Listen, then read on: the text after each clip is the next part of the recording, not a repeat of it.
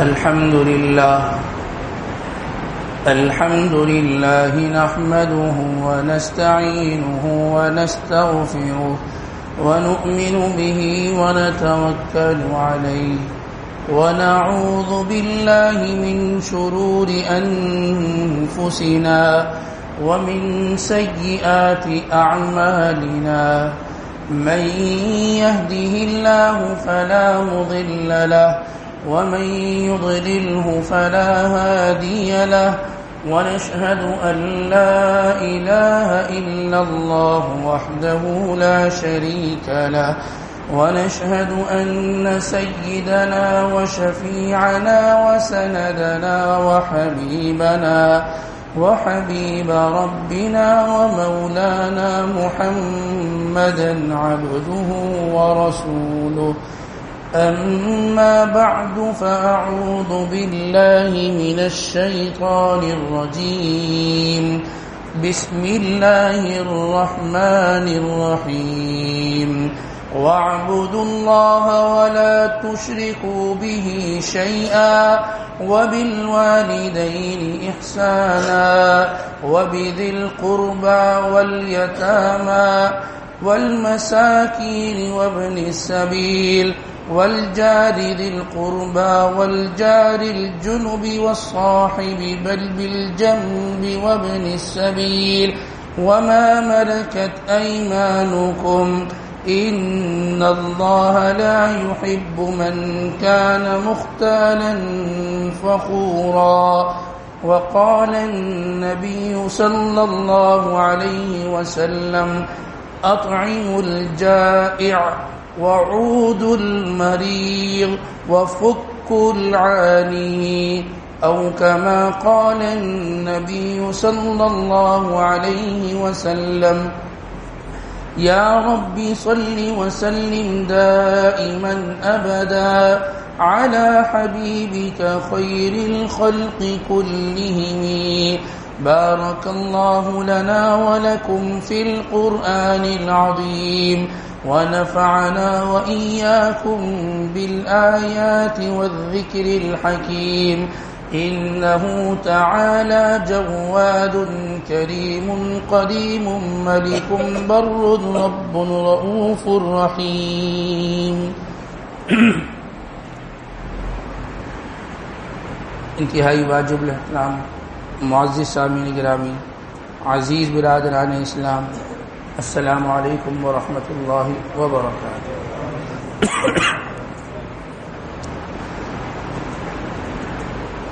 اللہ تبارک و تعالی نے اور جناب نبی کریم سرکار دو عالم صلی اللہ علیہ وسلم نے امت میں موجود مختلف طبقات سے تعلق رکھنے والے ہر فرد کے حقوق کو بیان کیا ہے، اور جو آدمی ان حقوق کو ادا کرتا ہے اللہ تبارک و تعالی اس کو اجر و ثواب بھی عطا فرماتے ہیں. اس کائنات میں، اس امت مسلمہ میں مختلف قسم کے لوگ ہیں. بعض امیر ہیں، امیروں کے الگ حقوق ہیں، بعض غریب ہیں، ان کے الگ حقوق ہیں، بعض وہ ہیں جو عہدوں پر ہیں، ان کے الگ حقوق ہیں، بعض وہ ہیں جو بیچارے عام رعایا ہیں، ان کے الگ حقوق ہیں. اسی کے ساتھ ساتھ بعض لوگ ایسے ہوتے ہیں کہ جو بیمار ہوتے ہیں، جو مریض ہوتے ہیں. ان مریضوں کے کیا حقوق ہمیں اللہ تبارک و تعالی نے اور جناب نبی کریم سرکار دو عالم صلی اللہ علیہ وسلم نے کیا بتلائے ہیں، آج اس مختصر سی نشست پہ اس پر تھوڑی سی روشنی ڈالتی ہے. آپ صلی اللہ علیہ وسلم نے ارشاد فرمایا، مسلم شریف کی روایت ہے کہ وہ آدمی جو مریض کی عیادت کے لیے جاتا ہے، جتنی دیر تک وہ مریض کے پاس رہتا ہے وہ اتنی دیر تک جنت کے باغ میں ہوتا ہے. جنت کے باغ میں ہوتا ہے. ہر آدمی اس بات کی کوشش کرتا ہے، خواہش رکھتا ہے یا اللہ مجھے آپ جنت عطا فرمائیں. جنت وہ خود ایک بہترین جگہ، اور پھر اس میں باغ کا ہونا وہ ایک بہترین جگہ. اور باغ تو ایک بہترین اور خوش ایسی جگہ جہاں انسان کی طبیعت جا کر خوش ہو جائے، جنت تو ویسی ایسی جگہ ہے جہاں آدمی کی طبیعت خوش ہو جائے گی، اور پھر اس میں باغ کا ہونا، یہ تو اللہ تبارک و تعالیٰ کا بڑا فضل ہے کہ اللہ تبارک و تعالیٰ نے اس دنیا کے اندر ہمیں ایک ایسا راستہ بتلا دیا کہ وہ آدمی جو بیمار کی عیادت کے لیے جاتا ہے، جتنی دیر وہ بیمار کے پاس رہتا ہے، بشرط یہ کہ اس کے زیادہ دیر رہنے سے بیمار کو تکلیف نہ ہوتی ہو، تو وہ آدمی جنت کے باغ میں شمار کیا جائے۔ تو صرف بیماری کا سن لینا اور اس پر میسج کر دینا، یا اس پر جب وہ صحت مند ہو جائے اور یہ پھر ملاقات کر کے یہ کہہ دینا کہ جی سنا تھا آپ بیمار تھے تو آپ کے لیے جو ہے وہ ہم نے دعائیں کی تو بس اللہ آپ کو جو ہے وہ اللہ نے آپ کو صحت عطا فرمائی، تو کوشش اس بات کی جائے کہ اس بیمار کی کسی درجے میں عیادت کر لی جائے۔ اگر بیمار سے ملاقات کا جو ہے بندوبست ہو سکتا ہو تو انسان ملاقات کرے، اور اگر وہ ترتیب نہ ہو پھر انسان جو ہے وہ دیگر ذرائع کو جو ہے وہ استعمال کر سکتا ہے۔ بہرحال بیمار اور مریض کے حقوق میں سب سے پہلا جو حق ہے نا، سب سے پہلا جو حق ہے وہ اس بیمار کے لیے دعا کرنا ہے۔ ایک تو دعا کرنا ہے اور ایک یہ بھی ہے اس سے دعا کروانا بھی ہے۔ ابن ماجہ کی روایت ہے، حضرت عمر ابن خطاب رضی اللہ تعالیٰ فرماتے ہیں کہ آپ صلی اللہ علیہ وسلم نے ارشاد فرمایا کہ جب تم کسی مریض کے پاس جاؤ تو اس سے دعا کی درخواست کیا کرو، اور فرمایا کہ بیمار آدمی کی دعا جب وہ بیماری کی حالت میں ہوتا ہے تو اس کی دعا فرشتوں کی دعا کی طرح ہوتی ہے۔ ابن ماجہ کی روایت۔ تو ایک تو ہے کہ اس کے لیے دعا کرنا، اور دوسرا یہ ہے کہ اس بیمار سے دعا کروانا، اس سے دعا کروانا، اس کی دعا اللہ تبارک و تعالیٰ قبول فرماتے ہیں۔ تو بہرحال تو سب سے پہلا بیمار کا جو حق ہے جو ہم نے ادا کرنا ہے وہ یہ ہے کہ اس بیمار کے لیے اللہ تبارک و تعالیٰ سے دعا کرنا۔ آپ صلی اللہ علیہ وسلم جب مکہ مکرمہ سے مدینہ منورہ ہجرت فرما کے تشریف لائے تو آپ کے ساتھ صحابہ کی ایک جماعت بھی ساتھ تھی۔ تو جب صحابہ اکرام رضوان اللہ تعالی علیہم اجمعین مدینہ منورہ تشریف لائے تو مدینے کی جو آب و ہوا تھی وہ کئی صحابہ ایسے تھے جن کو وہ ہوا راس نہ آئی، کیونکہ بعض جگہ کی ہوا خشک ہوتی ہے، بعض کی ہوا میں نمی ہوتی ہے، تو ہر ایک آدمی کو ہر جگہ جو ہے نا اس کی طبیعت وہاں جو ہے وہ اس کو راس نہیں آتی ہے وہاں کی آب و ہوا۔ تو کئی صحابہ اکرام ایسے تھے کہ جن کو مدینہ منورہ کی آب و ہوا جو ہے وہ راس نہ آئی، اور جس میں سر فہرست حضرت ابو بکر صدیق رضی اللہ تعالیٰ کی روایت میں آتا ہے کہ آپ کو بہت تیز بخار چڑھ گیا اور مسلسل آپ بخار کی حالت میں تھے، اتنا بخار تھا کہ آپ پر کپ کپی جو ہے وہ تاری تھی، ایسی حالت تھی۔ حضرت بلال رضی اللہ تعالیٰ وہ سخت بیمار تھے، اور روایت میں آتا ہے کہ جب یہ دونوں حضرات بیمار تھے اور بیماری کی حالت میں مکہ کو بہت یاد کرتے تھے، اپنے شہر کو اپنے وطن کو بڑا یاد کرتے تھے۔ کوئی آدمی کہیں چلے جائے اس کو اپنا شہر اپنا علاقہ وہ یاد رہتا ہے۔ کوئی آدمی اگر یہاں سے لاہور شفٹ ہو جائے نا تو وہ کراچی کو نہیں بھولتا، کراچی کے بنس روڈ کو نہیں بھولے گا، وہ کراچی کے یہ شنواریوں کو نہیں بھولے گا۔ اگر وہ یہاں سے چلے جائے اس کو کراچی یاد رہتا ہے، کراچی اس کو وقتاً فوقتاً اس کو یاد آتا رہتا ہے۔ تو بہرحال تو ان کو بڑا یاد آتا تھا، اور روایت میں آتا ہے کہ حضرت ابو بکر صدیق رضی اللہ تعالیٰ یہ فرماتے تھے کہ وہاں کے لوگوں کو مخاطب کر کے کہ تم لوگ صبح کر رہے ہو اپنے گھروں میں اور میں صبح کر رہا ہوں مسافری کی حالت میں، اگر مجھے اس مسافری کی حالت میں موت آ گئی تو میرا کیا ہوگا؟ کیونکہ بیمار تھے، اور بیمار آدمی کو بار بار یہ خیال آتا ہے کہ جی میں اب گیا اور تب گیا۔ تو فرماتے تھے کہ میں اگر مسافری میں حالت میں مجھے موت آ گئی تو میرا کیا ہوگا؟ اور پھر یہ فرماتے تھے کہ انسان کی موت انسان سے جتنا انسان کے جوتے کا تسمہ ہے، یہ جو جس کو لیسس کہتے ہیں، جتنا انسان کے جوتے کا تسمہ انسان سے قریب ہے اس سے زیادہ قریب انسان کی موت انسان کے ہے، یعنی اتنی قریب انسان کی موت ہے۔ حضرت بلال رضی اللہ تعالیٰ وہاں بازاروں میں چکر لگاتے اور وہاں جا کر جو ہے وہاں مختلف وادیوں میں چکر لگاتے، اور جو ہے وہ مکہ مکرمہ کو، وہاں کے پہاڑوں کو، وہاں کے چشموں کو یاد فرماتے کہ بھئی ہمارے ان چشموں کا کیا حال ہوگا، ہمارے ان وادیوں کا، ان پہاڑوں کا کیا حال ہوگا، اور ہم مکہ مکرمہ چھوڑ کر یہاں آ گئے۔ جب یہ سارے معاملات آپ صلی اللہ علیہ وسلم کی خدمت اقدس میں جو ہے پیش کیے گئے تو آپ صلی اللہ علیہ وسلم نے سب سے پہلا جو کام کیا آپ نے ان حضرات کے لیے دعا کی، سب سے پہلا کام کیا۔ جب بھی کسی کی بیماری کی خبر پہنچے نا سب سے پہلا کام یہ کرے انسان اللہ تبارک و تعالیٰ سے اس کے لیے دعا کرے۔ بڑا فقدان ہے، بڑی کمی ہے، گھر والے بھی دعا نہیں کرتے، مریض خود بھی دعا نہیں کرتا اپنے لیے کہ مجھے اللہ پاک صحت دے. وہ کس طرف دماغ ہوتا ہے کہ جی اس ڈاکٹر کو دکھا دیا, فلاں ہاسپٹل میں ایڈمٹ کروا لیتے ہیں, فلاں اسپیشلسٹ ہے اور فلاں نے فلاں کی تعریف کی تھی, اب یہاں لے جائیں, اب وہاں ایڈمٹ کروا دیں, اب فلاں ٹیسٹ اور فلاں کی رپورٹ اور فلاں ڈاکٹرز کیا کہتے ہیں, اس میں اب آپ کیسا محسوس کر رہے ہیں. یہ ان چیزوں میں انسان اتنا گھر گیا کہ انسان اللہ کی طرف رجوع کرنا انسان کی دل و دماغ سے نکل گیا.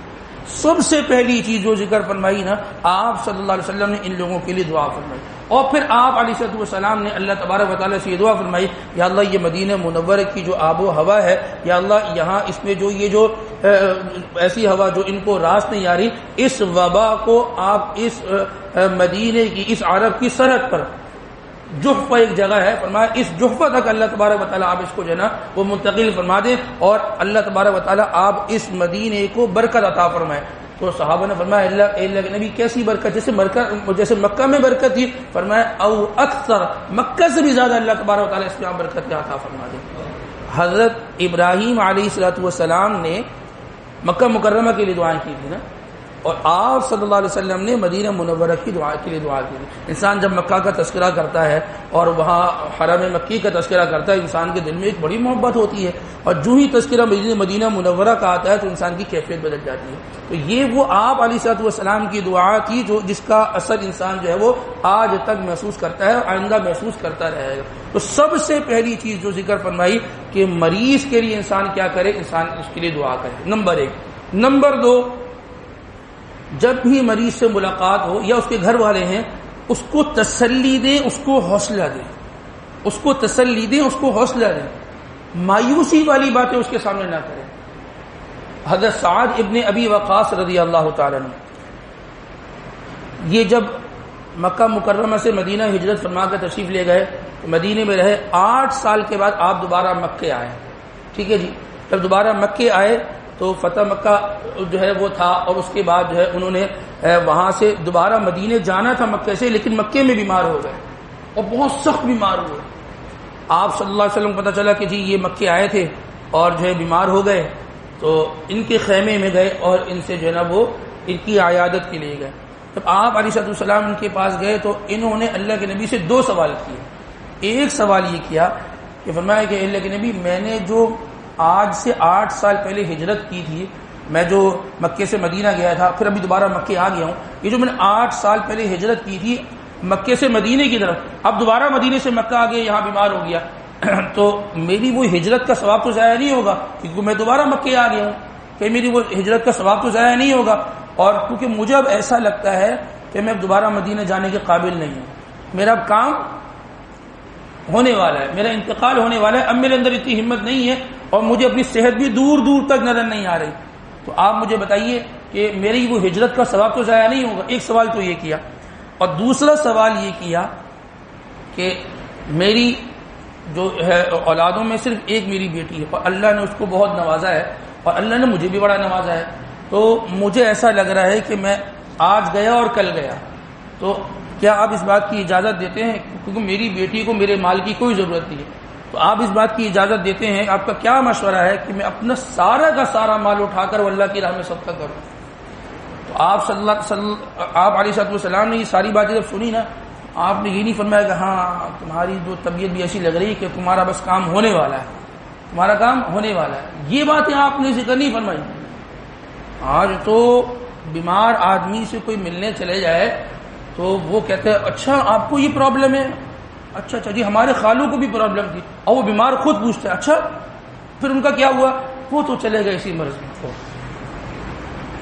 ہاسپٹل میں, جی اب میں پچھلی مرتبہ آیا تھا اسی ہاسپٹل میں تھا, جی کس لیے آئے تھے, جی وہ میرے فلاں بہنوئی بیمار تھے, اچھا تو پھر کیا ہوا, جی ان کو بھی نمونیا ہو گیا تھا, اچھا پھر کیا ہوا ان کا, جی وہ تو پھر انتقال ہو گیا ان کا. اچھا وہ بیمار آدمی کی جان وہی نکل جاتی ہے کہ اسی اسپتال میں تھے, اسی مرض میں تھے, وہ گئے اور میں پیچھے ان کے جا رہا ہوں.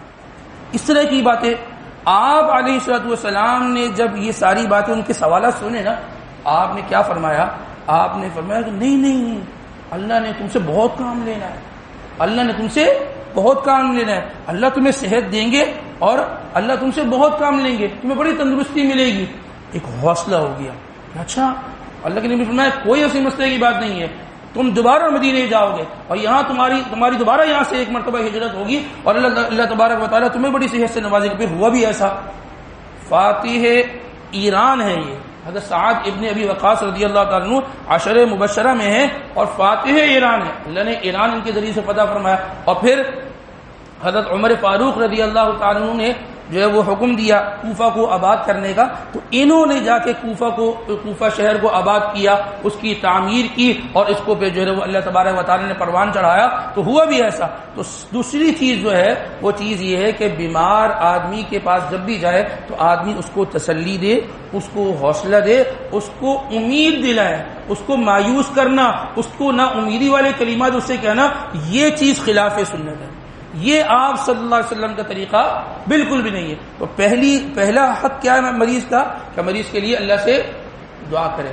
اللہ سے لوگ اس بات کی مشورے دیتے ہیں فلاں کو دکھا لیں, فلاں کو دکھا لیں. بھائی ٹھیک ہے وہ دکھا لیں گے, لیکن آپ نے اللہ سے دعا کی. وہ ڈاکٹر شفا اس کے شفا خانے سے شفا ملنے والی نہیں ہے, وہ تو اللہ دینے والا ہے شفا. ٹھیک ہے وہاں سے پتہ نہیں علاج ہو کامیاب ہو نہ ہو, لیکن اللہ سے دعا کی جائے. اللہ سے تو انسان جب دعا کرتا ہے وہ تو اللہ صحت دینے والے ہیں, اللہ کے پاس تو صحت کے خزانے ہیں. سب سے پہلا حق کیا ہے کہ مریض کے لیے اللہ تبارک و تعالیٰ سے دعا کرے. نمبر 2, اس مریض کی عیادت کے لیے جائے تو اس کو تسلی دے, یا اس کے گھر والوں سے ملاقات ہو رہی ہے تو گھر والوں کو تسلی دے, ان کو حوصلہ دے, ان کے ساتھ امید والی باتیں کرے. یہ دوسرا حق ہے. مریض کا تیسرا حق جو اہل خانہ پر لازم ہے وہ یہ ہے کہ کھانے پینے کے معاملے میں جو پرہیز اس کو اطباء بتلاتے ہیں ان کا انتظام کرے اور اس کی نگرانی کرے. یہ بھی سنت سے ثابت ہے. یہ بھی سنت سے ثابت ہے. آپ صلی اللہ علیہ وسلم کے ساتھ حضرت علی کرم اللہ وجہہ تشریف فرما تھے اور دونوں حضرات کھجور نوش فرما رہے تھے.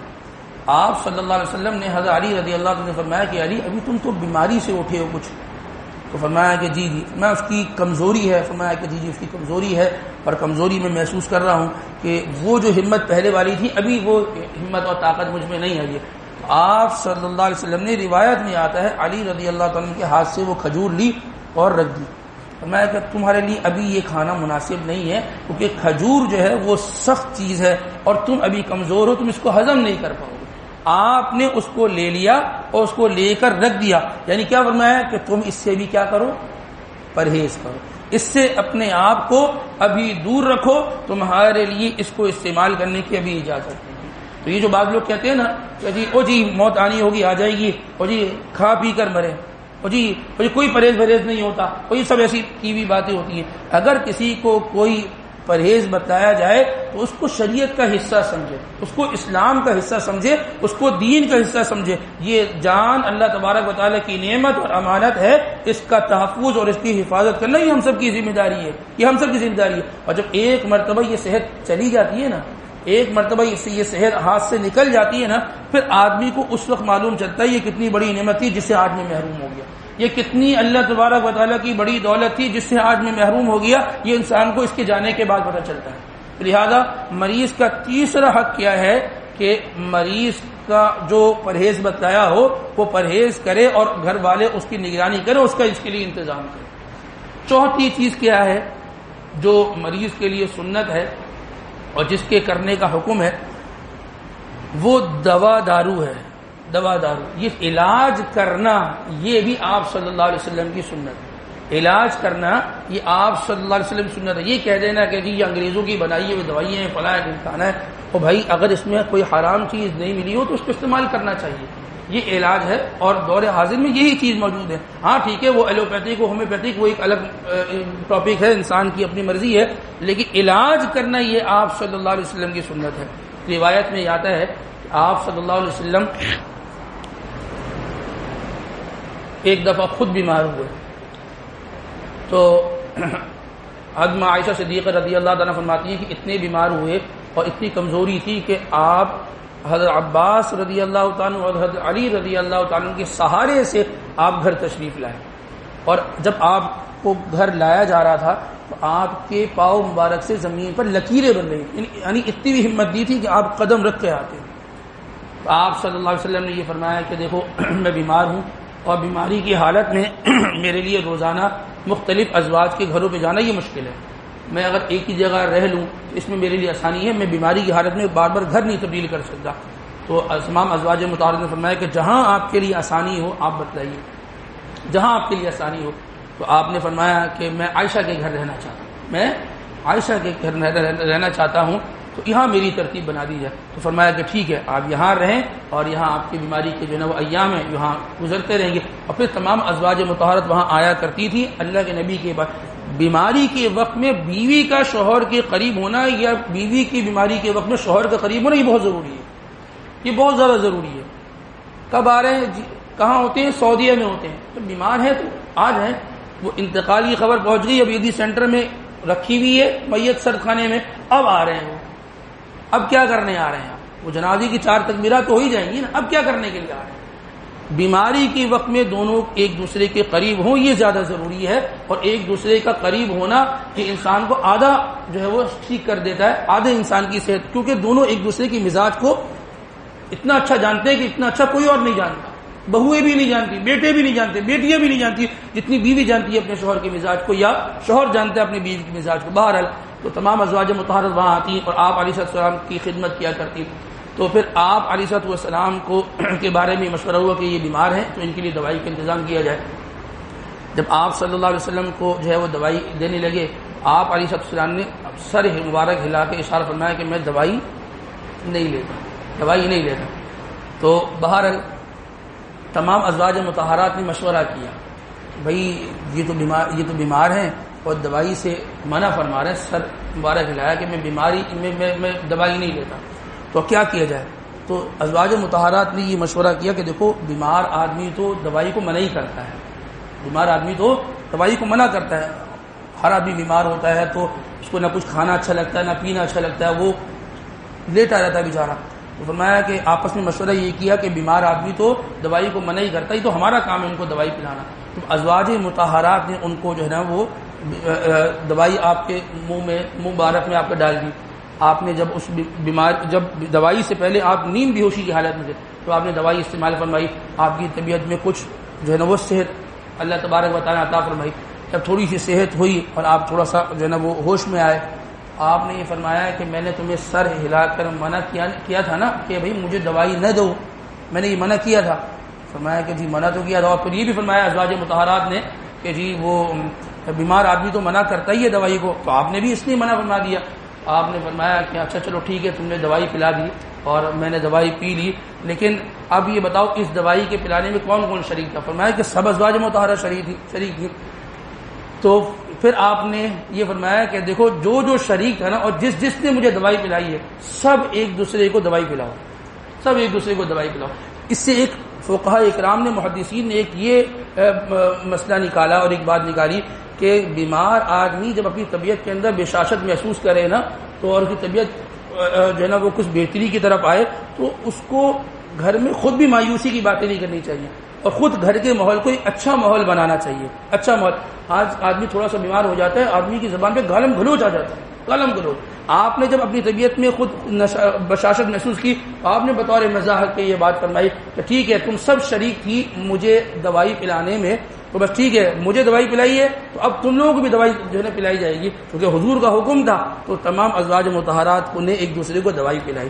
پھر روایت میں یہ آتا ہے حضرت ام سلمہ رضی اللہ تعالیٰ عنہ یہ آپ علیہ السلام کے پاس آئی اور فرمانے لگی اللہ کے نبی یہ سب ایک دوسرے کو دوائی پلا رہی ہیں، آپ کا حکم ہے. میں تو روزے سے